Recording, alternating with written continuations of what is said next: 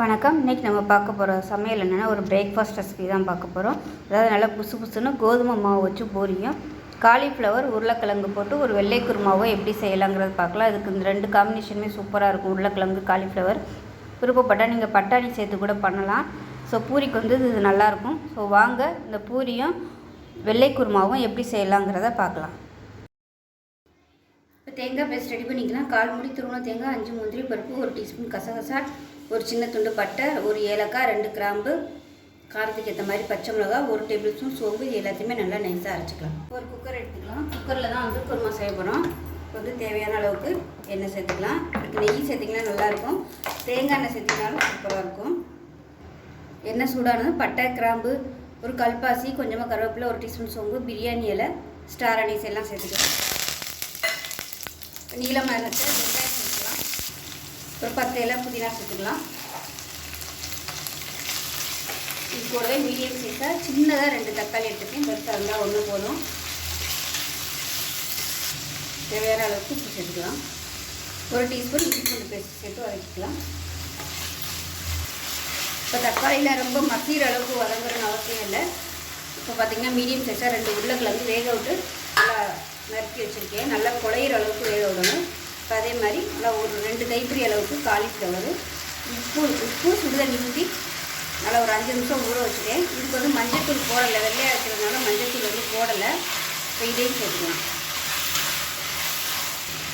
காலிஃப்ளவரோட பச்சை வாசனை போகிற அளவுக்கு ஒரு 2 நிமிஷம் அந்த சூட்லேயே வந்து நம்ம வதக்கி விட்டுக்கலாம். காலிஃப்ளவர் சேர்த்து நல்லா வதக்கியாச்சு. அரைச்சி வச்சா தேங்காவே சேர்த்துக்கலாம். இப்போ மிக்சியை அலசிட்டு கொஞ்சமாக தண்ணி சேர்த்துக்கலாம். சேர்த்துட்டு குருமா எவ்வளோ தேவையோ அதுக்கு தகுந்த மாதிரி தண்ணி சேர்த்துக்கோங்க. இப்போ டேஸ்ட் பண்ணி பார்த்துக்கோங்க காரம் எப்படி இருக்குன்னு. ஒரு வேளை காரம் பத்தாத மாதிரி இருந்துச்சுன்னா பச்சை மிளகா வந்து நீங்கள் இந்த ஸ்டேஜில் ஒரு 3 4 2 நறுக்கிட்டு சேர்த்திங்கன்னா அந்த காரம் வந்து உங்களுக்கு இறங்கிடும். நான் வந்து இன்றைக்கி கொஞ்சம் மைல்டாக தான் வச்சுருக்கேன். காரம் தேவைப்படுறவங்க நீங்கள் எக்ஸ்ட்ரா சேர்த்துக்கலாம். ரொம்ப திக்காக இருக்குது, கொஞ்சமாக தண்ணி சேர்த்துக்கலாம். நான் வந்து நல்லா சுடு தண்ணியாக தான் சேர்த்துருக்கேன்.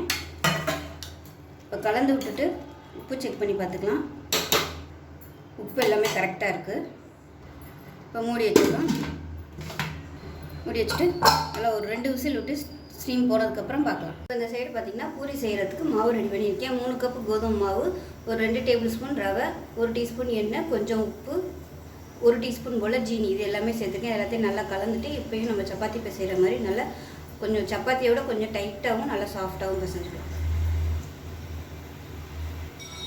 இப்போ மாவு நல்லா சாஃப்டாக பிசைஞ்சாச்சு. மேலாப்பில் எண்ணெய் தடவிட்டு ஒரு 5 நிமிஷம் மட்டும் ஊறினா போதும். ரொம்ப ஊற வேணாம். ஒரு 5 நிமிஷம் ஊறட்டும். இதுக்கு இடையில் பார்த்திங்கன்னா இது பிசைகிறதுக்குள்ள குருமாவும் விசில் வந்து அமர்த்தியாச்சு. இப்போ குருமா எப்படி இருக்குன்னு பார்க்கலாம். இப்போ பாருங்கள், அருமையான காலிஃப்ளவர் உருளைக்கிழங்கு குருமா சூப்பராக ரெடி ஆகிடுச்சு. பாருங்கள், நல்லா மிக்ஸ் பண்ணி விட்டிங்கன்னா அவ்வளோதான். ஆறுச்சுன்னா கொஞ்சம் நல்லா கெட்டியாக வந்துடும்.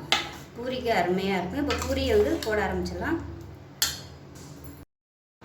இந்த சைடு பார்த்தீங்கன்னா பூரி வந்து நான் தேய்ச்சி வச்சுட்டேன். ஸோ காலைல அவசரமாக பண்ணதுனால ஃபுல்லாக டீட்டெயிலாக எடுக்க முடியல. பூரி வந்து மாவு போட்டு தேய்க்காமல் எண்ணெய் போட்டு தேய்ச்சிங்கன்னா உங்களுக்கு வந்து எண்ணெய் வந்து கரைஞ்சி போகாது. அது பூரியும் அதே மாதிரி கரைஞ்சி போகாது. எண்ணெய் பார்த்திங்கன்னா நல்லா கிளியராக இருக்கும். எண்ணெய் வந்து நல்லா காஞ்சிருக்கணும். போட்ட உடனே உங்களுக்கு அப்போ தான் நல்லா புசு புசுன்னு வரும். எண்ணெய் காயாமல் இருந்துச்சுன்னா எலும்பி வராது. ஸோ அது ஒரு டிப்ஸு. ஒரு 10 நம்ம போட்டு தேய்ச்சி எடுத்து வச்சுக்கிட்டோம்னா நம்ம டக்கு டக்குன்னு போட்டு எடுக்கிறதுக்கு வசதியாக இருக்கும். ஏன்னா சப்பாத்தி மாதிரி நம்ம இங்கிட்ட தேய்ச்சிக்கிட்டே இங்கிட்ட வந்து சுட்டு எடுக்க முடியாது. அதனால் ஒரு 10 பூரியை வந்து தேய்ச்சிக்கிட்டு நம்ம போட்டு எடுத்தோம்னா கரெக்டாக இருக்கும் எண்ணெயில் டக்கு டக்குன்னு போடுறதுக்கு. ஜீனி போடுறதுனால நல்லா மேலே பார்த்திங்கன்னா நல்லா கோல்டன் கலரில் வரும். சூப்பராக இருக்கும்.